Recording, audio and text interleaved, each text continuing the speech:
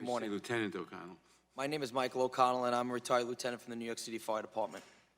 I want to personally thank Chairman Nadler, Ranking Member Collins, and the committee members for allowing me to be here today at this hearing to tell my story, which is really no different from the thousands of others who suffer from their heroic actions. Today, I could say thank you to the countless selfless heroes, volunteers, survivors, and those affected at the 3 terrorist sites because I get the best health care treatment and I've been compensated by the September 11th Victims Compensation Fund. I was just a 25-year-old probationary firefighter on that beautiful Tuesday morning of the 11th, without a clue as to what was happening. I had just transferred from the NYPD in May of 2001 and was not even graduated from the FDNY Fire Academy on that horrific day. When the towers were struck, I was home on Long Island and immediately raced into Ladder 129 in Flushing, Queens, where I was doing my field training. Within minutes of my arrival, we started to respond to Lower Manhattan. During our response, we were notified of the collapse of the South Tower of the World Trade Center, and a fellow firefighter turned to me and said, "Do you realize how many guys we just lost?" The truth was, I didn't have a clue, but I would learn quickly. Upon arrival, we went to work right away in the war zone, later known as Ground Zero. We were given many tasks and tried our best to search for human life, but unfortunately, we weren't very successful. Countless hours we spent digging by hand. To this day, there is really only one memory etched into my brain, and one that still haunts me to this day and every night. As firefighters, we wear Scott packs that are equipped with pass alarms. Pass alarms are meant to go off when a firefighter is laid motionless, making a screeching sound so you can go find them. Well, for the first few minutes of our arrival and the countless hours that passed, that's all we heard. That was our brothers trapped beneath a pile of concrete and steel, and we cannot get to them. It is a difficult memory, but one that keeps me going.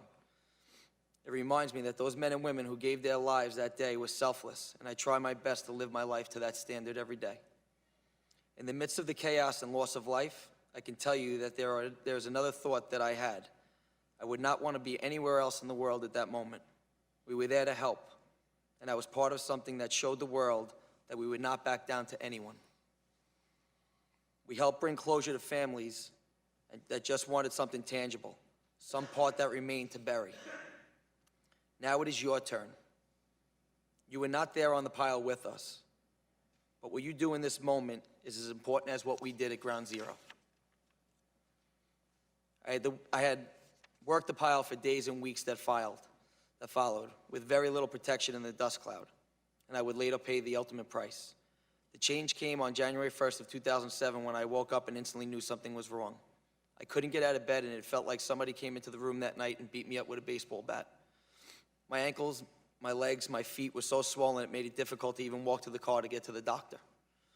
I was put through a series of tests, and from what the doctors had seen, the prognosis did not look good. My wife, Rebecca, who was 6 months pregnant with our first child, was escorted to a conference room where a team of doctors waited for us to give us the news and told us that this looked like an advanced case of lymphoma and that I most likely didn't have much time to live. At this point, all I wanted to do was make it long enough to see the birth of my first child. It's obvious since I'm testifying here today, and by the grace of God, I'm able to be here to tell my story. I'm a proud father of 3 beautiful children named Aiden, Colton, and Alexandra, all of which witnessed their father battle 9/11 illnesses from the time they were born.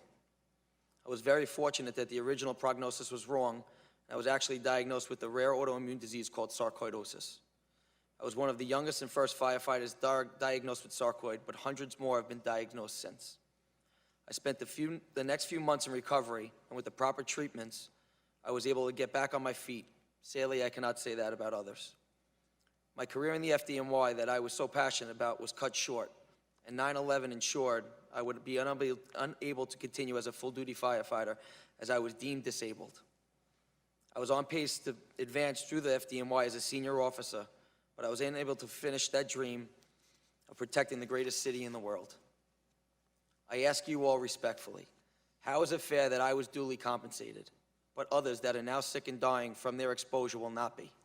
It seems unfair that I was lucky enough to get sick, but lucky that I got sick early enough so that I could avoid potential cut, or worse, having no VCF as of December 2020. How is my family financially safe for a lifetime, but the families of those not diagnosed are left hanging? These people are getting sick 18 years later and are not going to receive the same benefits as those who got sick before them because they are unlucky to get sick at a time when the VCF is running out of funds. I speak today in tribute to the 343 firefighters, the 23 NYPD, and the 37 Port Authority police officers that didn't make it out on September 11, 2001, and to the thousands who are still sick and who are dying, and especially for my brother Ray Pfeiffer from the FDNY, who is no longer with us. I promised myself to keep fighting for my family and for those who are sick or have passed and yet to be compensated, because one day I might not be here to tell my story, but there will be someone else to follow and continue the tradition, a tradition that is rich in history and a tradition where no one is left behind. In closing, I have made countless trips to the Hill with the men and women who sit behind me. We came together to join forces on the Feel Good Foundation team from all walks of life: cops, firefighters, construction workers, correction officers, civilians, lawyers, students, widows, with one common goal.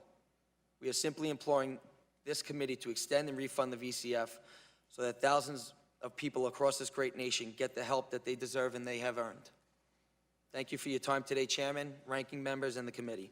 God bless you, God bless all those sitting behind me, and God bless America. You've already received your award from the VCF. Why are you here to testify today about this? I'm here because I did receive my award, and I've seen people fall sick and die right in front of me that haven't.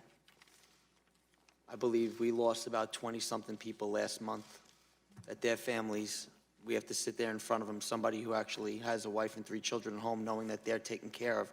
And I'm looking at somebody else's wife and children, and they don't know where their future lies. And that's why I'm here.